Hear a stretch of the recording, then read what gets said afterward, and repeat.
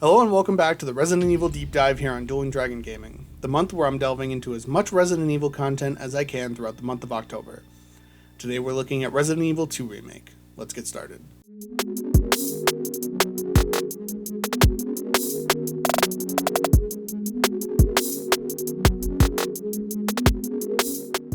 For the purposes of this video, I only played Leon's story. I know Claire's is different enough to warrant its own playthrough, but to keep myself on time with these videos, I only played the one campaign, so all of my thoughts are going to come from Leon's side of the game.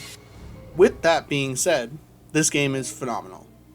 I've been wanting to play this game since it came out, but never worked up the guts to get into it. I've always heard about the more tedious sides of the Resident Evil games that I've already gotten into in other episodes, like the fact that saving requires an item and conserving ammo is a core mechanic, so I always just told myself I wouldn't like these games and passed them by.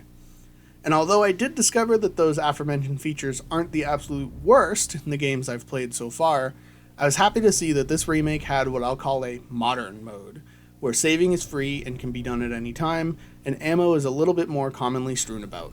Now I know some people might then say I didn't have a true Resident Evil experience. I'm personally happy that this option exists for me to play it on, because the story and the characters of these games have always mattered way more to me than the moment-to-moment mechanics, and this mode allows me to focus on those things. All of that ranting aside, let's actually get into my thoughts on the game. First thing that came to mind from the moment the opening cutscene starts and we pull into the gas station is just how absolutely drop-dead gorgeous this game is. I was playing this on a PS5 with a fairly modern TV and HDR.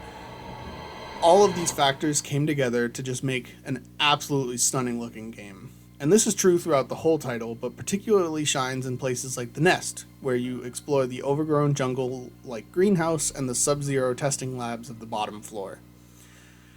There wasn't a single moment in this game where I wasn't oohing or awing at certain things all over the place. And if this is the graphical standard now, I'm super excited to play and get into the other remakes and more modern games.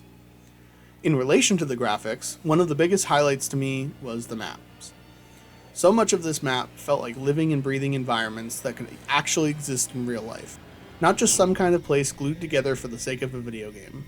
The police station where you spend most of your time, besides the secret tunnel, feels like it could be a real police station that might exist in the real world.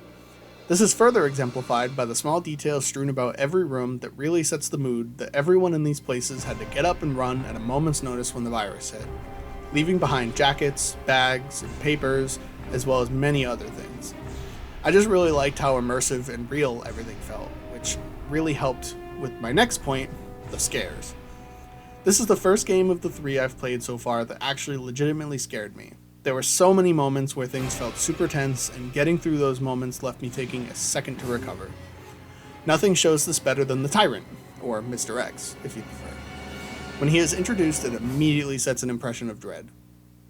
You're not even sure what he is yet or what he can do, and you have an immediate instinct to run from him. I really appreciate that he isn't just wasted on cheap jump scares or anything, being an actual looming threat as you try to figure out puzzles and get through the last objectives in places like the station or the parking garage. The fact that he could be around any corner or behind any door because he's constantly moving and looking at you was terrifying, and I loved that so much. Beyond him, stuff like the giant boss fight in the sewers with the alligator was pretty tense, and especially the short but brutal section in the waterways fighting through the G-Virus mutants. I just really liked that I was finally scared beyond a few jump scares, something I felt neither game before this accomplished very well.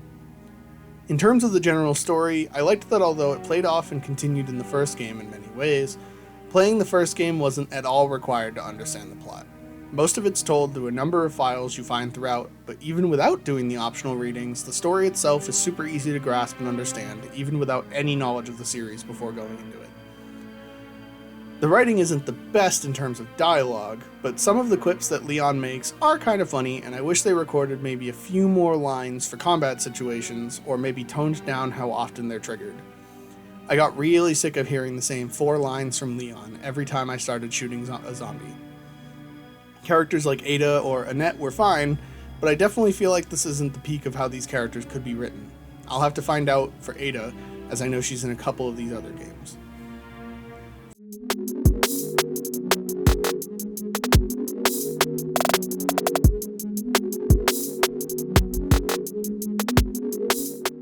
For a seasoned veteran or a brand new player like me, the Resident Evil 2 remake is phenomenal. I know I have quite a few to go from here, or more than a few honestly, but for right now, this game gets put at the top as the favorite I've played so far. What did you think of Resident Evil 2 Remake? Let me know in the comments below, and don't forget to subscribe while you're down there. Thanks for watching, and I'll see you tomorrow.